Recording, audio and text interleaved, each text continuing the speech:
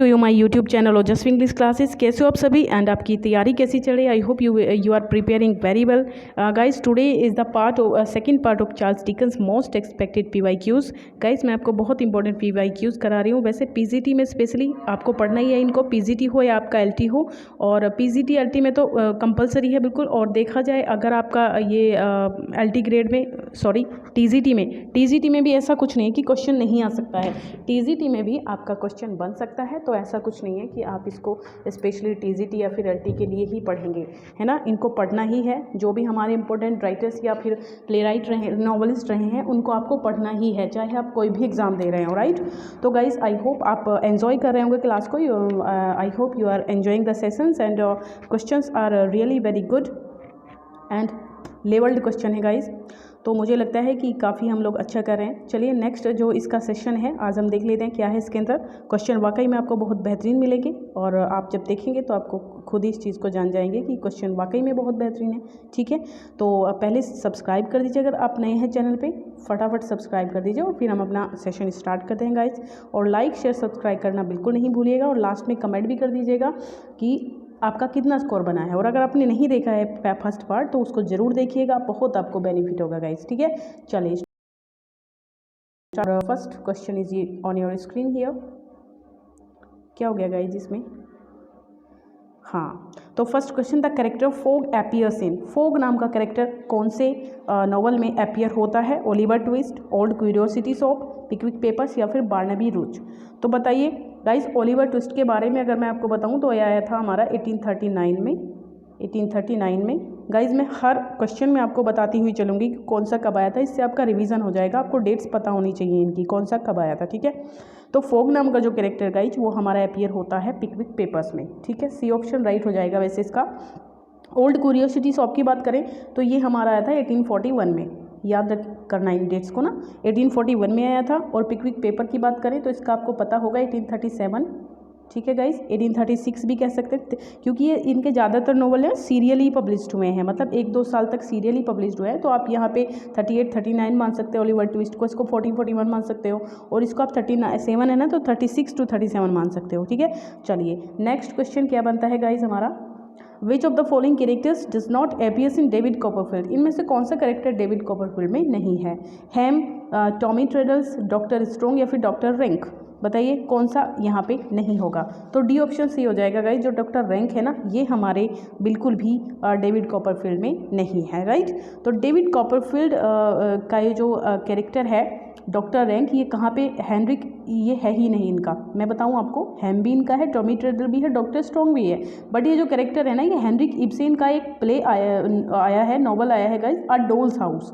उसका ये जो है किचन सिंक ड्रामा के लिए जाने जाते हैं हेनरिक इब्सेन। तो इनका जो अ डोल्स हाउस आया था तो उसमें हमारा जो कैरेक्टर है ये अपीयर होता है। ठीक है, चलिए और कब आया था गाइज डेविड कॉपरफील्ड, कब आया था ये बता सकते हैं आप मुझे? तो 1849 या 50? 1849, 1849 कह लीजिए या 50 कह लीजिए। 49 से 50 तक सीरियली पब्लिश्ड हुआ था, राइट। चलिए नेक्स्ट क्वेश्चन क्या बनता है, Uriah Heep is one of the major antagonists in the novel David Copperfield we created by. Who created by. तो यहाँ पे यूरिया हीप जो है ये एक मेजर एंटागोनिस्ट है, एंटागोनिस्ट विलेन समझ लीजिए डेविड कॉपरफील्ड में, है ना। तो ये किसके द्वारा है गाइज? तो सीधी सी बात है चार्ल्स डिकन्स, इसका तो आप दे ही देंगे, है ना, इसका तो आप दे ही देंगे। चलिए नेक्स्ट क्वेश्चन क्या बनता है, Charles Dickens narrates incidents about treatment of children in the 19th century, orphans, women's and exploitation with an autobiographical touch in which of the following. इनका एक ऑटोबायोग्राफिकल वर्क माना जाता है जिसमें इन्होंने लेडीज़ के एक्सप्लॉयटेशन को दिखाया है 19th century के दौरान, ऑर्फन्स के और फिर वीमेन के, और इस टाइप से जो ऑटोबायोग्राफिकल टच उसमें मिलता है हमें। तो कौन सा नॉवल इनका ऑटोबायोग्राफिकल माना जाता है जहाँ पे ऑर्फन वुमेन्स का एक्सप्लॉयटेशन दिखाया जाता है? तो David Copperfield, Oliver twist, great expectation या फिर हार्ड टाइम्स। तो कौन सा इसमें सही आंसर हो जाएगा ये आपको बताना है गाइज। तो आई थिंक ये सी ऑप्शन सी होगा, सॉरी ये हाँ ए ऑप्शन सी हो जाएगा, डेविड कॉपरफील्ड। अगर इनका ऑटोबायोग्राफिकल नॉवल डायरेक्टली भी पूछ लिया जाए तो आप डेविड, मैंने इसको डेट बताई है 1849, राइट। तो 1849 में ये आया था गाइज। और ये क्या है गाइज, डिकन का ये ओरिजिनल टाइटल क्या है इसका, the personal history adventures experience and observation of David Copperfield. ये इसका फुल टाइटल है, अगर आ जाए तो the personal history adventures experience and observation of David Copperfield the younger of Blunderstone Rookery. ये इसका फुल टाइटल है। वैसे आएगा नहीं इतना लॉन्ग, लेकिन फिर भी आपको पता होना चाहिए, है ना। चलिए नेक्स्ट क्वेश्चन क्या बनता है guys, theme of social class poverty crime with Pip as the main character is found in. ये पिप नाम का जो मेन कैरेक्टर है ये आपको कहाँ मिलता है, इसमें क्लास दिखाई गई है, सोशल क्लास दिखाई गई है, पॉवर्टी और क्राइम दिखाया गया है। तो पिकविक पेपर, ग्रेट एक्सपेक्टेशंस या फिर हार्ड टाइम्स या फिर ओलिवर ट्विस्ट, तो कौन सा सही हो जाएगा गाइज, ग्रेट एक्सपेक्टेशंस में आपको पिप मिलता है। और इसका पूरा नाम क्या है, फिलिप पिरिप। इसका फुल नेम भी पूछ लिया जाता है तो वो आप क्या बताएंगे, फिलिप पिरिप, राइट। तो ये कब आया था आपका 1860 से लेके 1861 तक आप इसको मान सकते हो। और इसकी पिकविक पेपर देखें, अभी मैंने आपको बताया था 1837 इसकी डेट है। हार्ड टाइम्स की देखें तो 1854 है और ओलिवर ट्विस्ट की देखें तो 1839 है गाइस, राइट। चलिए नेक्स्ट क्वेश्चन क्या है, Which one of the following was the historical source consulted by Dickens in writing A Tale of Two Cities? Guys अगर क्वेश्चन आपको अच्छे लग रहे हैं तो प्लीज़ फटाफट से एक लाइक कर दीजिए और सेशन में बने रहिए, लास्ट तक देखिएगा, बहुत इंपॉर्टेंट क्वेश्चन है एग्जाम पॉइंट ऑफ व्यू से। और गाइज प्लीज़ लाइक शेयर जरूर करिएगा, है ना, बिल्कुल लाइक शेयर किए बिना मत जाइएगा। चलिए, which one of the following was the historical source consulted by Dickens in writing a tell of to cities. A tell of to cities में हिस्टोरिकल सोर्स जो है वो कौन सा है यहाँ पर, the days of the French revolution by Christopher Hibbert, the French revolution history by Thomas Carlyle, peace of greater safety Hilary Manuel, और reflections on the revolution in France by Edmund बुर्क। तो यहाँ पे कौन सा सही हो जाएगा ये आपको बताना है। तो यहाँ पे guys B option is right here, यानी कि the French Revolution a history by Thomas Carlyle. ये इसका सोर्स है किसका, a tell of to Cities का। कब आया था a tell of to Cities, 1859 में। चलिए, और कौन सी दो सिटी हैं इसमें, London and Paris. For how many years did Doctor Alexander Manette serve as a prisoner the Bastille. ये जो डॉक्टर अलेक्जेंडर है ये कौन से नॉवल के कैरेक्टर हैं, अभी पीछे गया है, कौन सा है, अ टेल ऑफ टू सिटीज़, है ना। और बास्टील के किले में ये कितने टाइम तक ये बंधक बन के रहते हैं या फिर प्रिजनर बन के रहते हैं, तो ये बताना है आपको। तो यहाँ पे जो 18 ईयर्स है गाइज, सी ऑप्शन है ना, C option is right here, यानी कि 18 ईयर्स। चलिए, who is described thus in A Tale of Two Cities, pretty figure, a quality of golden hair, a pair of blue eyes। ये सारी की सारी जो ये एक तरीके से प्रेज वर्दी लाइन्स हैं, किसके लिए कही गई हैं, किसको डिस्क्राइब किया गया है, ऐसा कह करके a tell of to cities में pretty figure, a quality of golden hair, a pair of blue eyes. A pair of blue eyes से आपको याद आया कुछ, थॉमस हार्डी का है ये, है ना याद आया गाइस, थॉमस हार्डी का एक बहुत ही प्यारा सा नॉवल है और मैंने डाला भी हुआ है अपने इसमें, तो आप देख सकते हो उसको। चलिए, तो यहाँ पे Madam Defarge, Miss Pross, Sydney Carton या फिर लूसी मैनेट, किसके लिए यूज़ किया गया है ये बताना है आपको। तो गाइज लूसी मैनेट किसकी बेटी है ये, अभी डॉक्टर मैनेट आए थे ना पीछे, जिनको 18 साल का प्रिजन में उनको बास्टील के किले में रखा गया है, तो इसमें जो है ये लूसी मैनेट उनकी बेटी है जो उनको बचाने की कोशिश भी करती है वहाँ से, ठीक है। चलिए, the office of circumlocution occurs in, the office of circumlocution occurs कहाँ पे ऑकर्स होता है, David Copperfield, Bleak House, Great Expectations या फिर हार्ड टाइम्स। तो गाइज इसका आंसर बताना है आपको, सोचिए कौन सा होगा इसका आंसर। तो यहाँ पे जो ऑप्शन बी है यानी कि ब्लीक हाउस, ये आपका सही हो जाएगा। कब आया था ब्लीक हाउस ये भी बता दीजिए। तो ब्लीक हाउस अभी पीछे बताया मैंने आपको, 1852-53, ठीक है, 1852 से लेके 53 तक का, इसमें से कोई सा भी ईयर आ जाए तो ये आप टिक कर सकते हो क्वेश्चन के अंदर। डेविड कॉपरफील्ड बताइए कब आया था, तो 1850 में आया था डेविड कॉपरफील्ड, राइट। चलिए, 1856 मत समझ लेना इसको, 1850 में आया था। और कौन सा बता सकते हो, ग्रेट को बताया था पीछे। चलिए, which of Dickens novel that opens with the words it was the best of time, it was the, बहुत फेमस लाइन है guys, very very famous line है। तो ये बताना है आपको कि किस में है, the best, it was best of times, it was the worst of times is a tell of to Cities. बिल्कुल सही आंसर है 1859, यानी कि a tell of to Cities. और इसमें एक फिगर ऑफ स्पीच भी है, बता सकते हैं आप कौन सा है, एंटीथेसिस गाइज, है ना, एंटीथेसिस। चलिए, which novel attacks the new poor law of 1834 in the opening chapters. अपने ओपनिंग चैप्टर्स में ही कौन सा नॉवल अटैक करता है न्यू पुअर लॉ जो 1834 में आया था, उस पर कौन सा ये अटैक करता है novel? Great expectations, hard times, Oliver twist या फिर डॉम्बी एंड सन? सोचिए गाइस कौन सा सही आंसर हो जाएगा इसका। तो इसका सी आंसर सही हो जाएगा, यानी कि ओलिवर ट्विस्ट। ओलिवर ट्विस्ट इसका सही आंसर हो जाएगा गाइस यहाँ पर। ठीक है, चलिए तो कब आया था ओलिवर ट्विस्ट? 1839, अभी बताया था मैंने आपको। चलिए वन सेकेंड। हाँ, A Tale of Two Cities has a sentimental buffoon with a purpose, courageous lady in pain या फिर एन ऑप्टिमिस्ट? कौन सी थीम है इसकी? An optimist on verge of collapse या फिर a romantic hero with a weakness? तो कौन सा यहाँ पे मैच करता है इसकी थीम से? आज टेल ऑफ टू सिटीज, ये आपको बताना है गाइज। Tell me first. तो ये डी ऑप्शन से हो जाएगा आपका अ romantic hero with a weakness. Okay, a romantic hero with a weakness, ये इसका सही आंसर हो जाएगा और 1859 में आया था, ये आपको कई बार बता चुकी हूँ। Next, the Court of Chancery is a setting in Dickens. जो कोर्ट ऑफ चांसरी में इनके कौन से नॉवल की सेटिंग है? Little Dorrit, Hard Times, Dombey and Son या फिर Bleak House? Tell me fast guys. तो यहाँ पर जो आंसर हो जाता है वो आपका हो जाता है ब्लीक हाउस, यानी कि ब्लीक हाउस की जो सेटिंग है वो द कोर्ट ऑफ चांसरी है। D option is right here, यानी कि ब्लीक हाउस। कब आया था ब्लीक हाउस? 1852 में, या 53 कह लीजिए, 1852 या फिर 53 कह सकते हैं आप।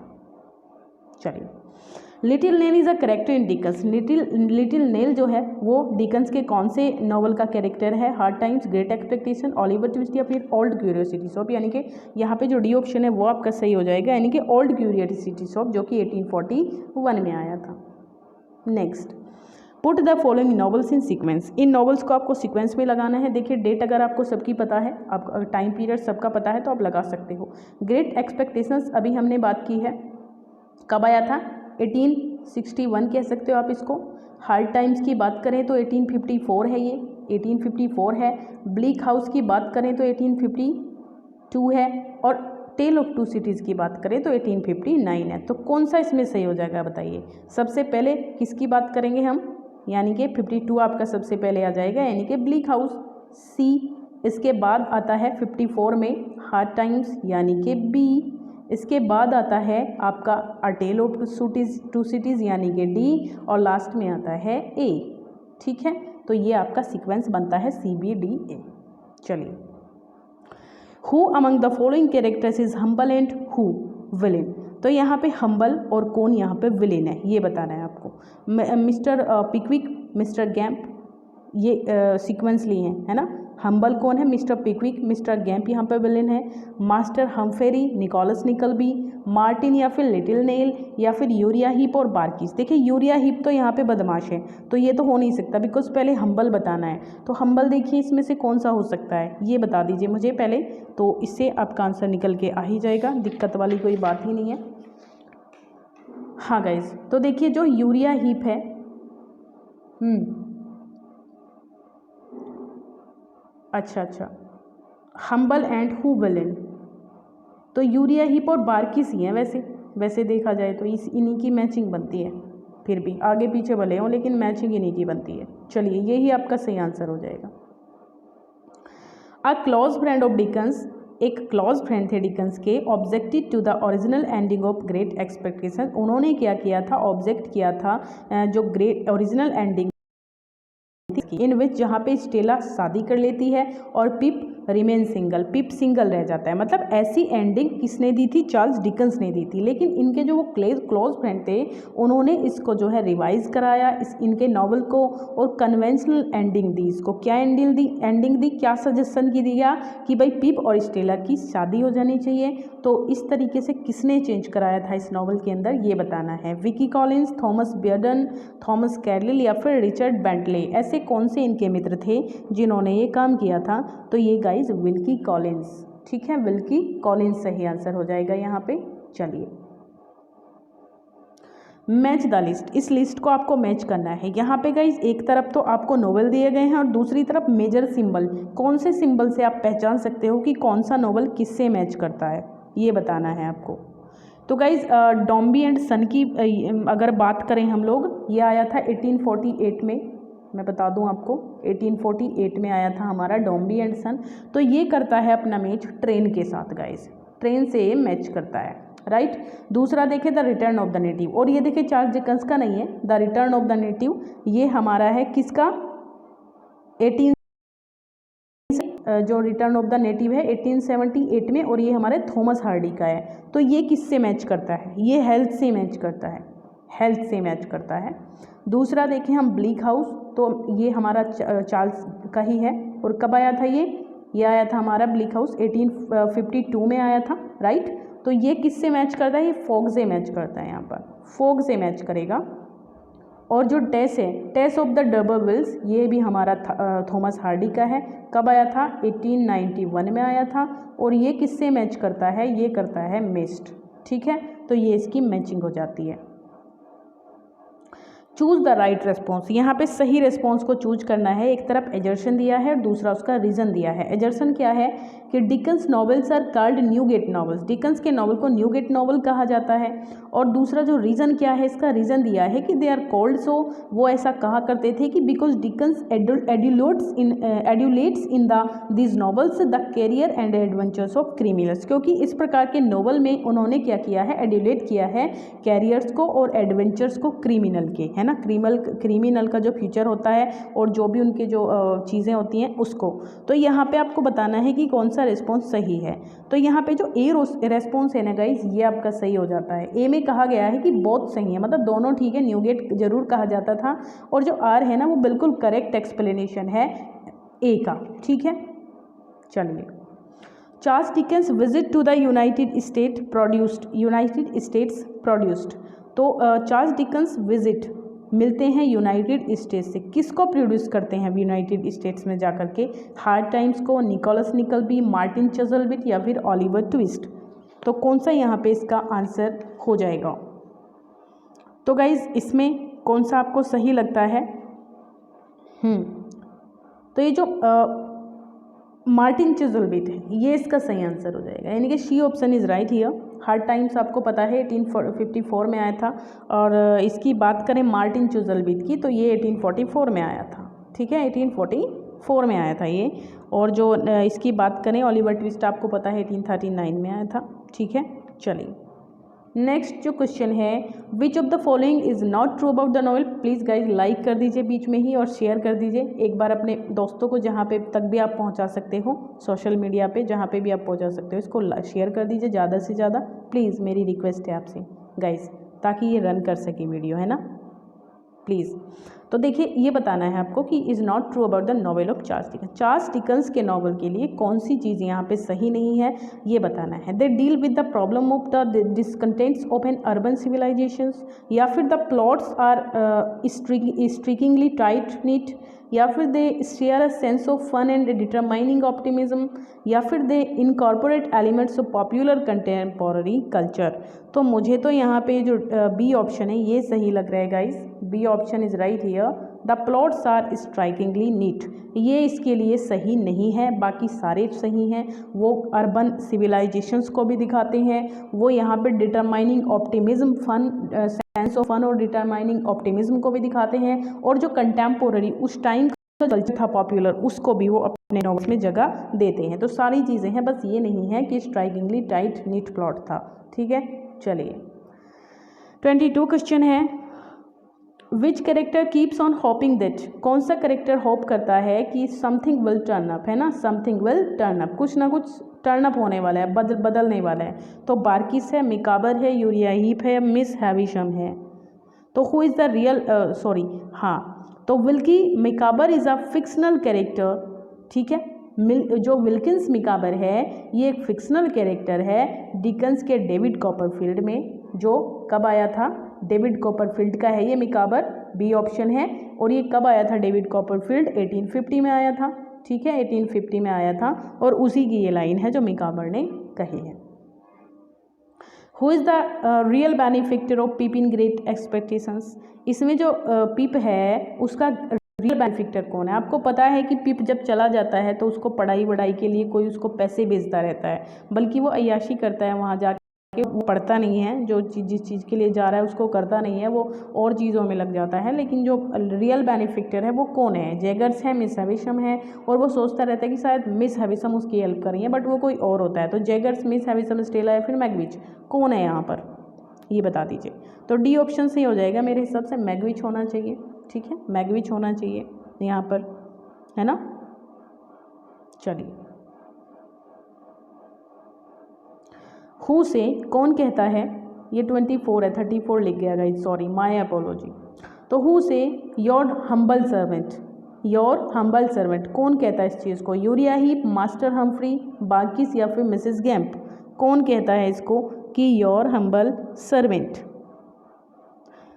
तो गाइस इसकी अगर हम बात करें तो इसका आंसर हो जाता है ए ऑप्शन, यानी कि यूरिया हीप। यूरिया हीप कहती है इस लाइन को। और जो यूरिया हीप है ना, वो चार्ल्स डिकन्स का एक कैरेक्टर है जो इस बात को कहता है। और ये एक बाइवर्ड for a firstly humble hypocrite, ये एक हिपोक्राइट है, हम्बल है नहीं, ये हम्बल नहीं है ये, बट ये हिपोक्राइट कर दिखाती है उस चीज़।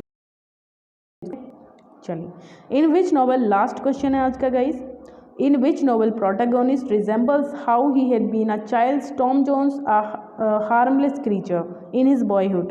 इन कौन से नॉवल में protagonist resembles how he had been a child Tom Jones, कि वो एक टॉम जोन्स की तरह ही था जब वह एक बच्चा था, तो अ हार्मलेस क्रीचर था। तो इन हिज बॉयहुड, अपने बॉयहुड में, तो अपनी तुलना टॉम जोन्स के साथ कौन करता है इस नॉवल में। ठीक है, किस नॉवल में, अ ग्रेट एक्सपेक्टेशंस में, हार्ड टाइम्स या फिर पिकविक पेपर्स या फिर नन। तो किस में करता है ये आपको बताना है यहाँ पर। तो गैस करिए कौन सा इसका आंसर होगा गाइस।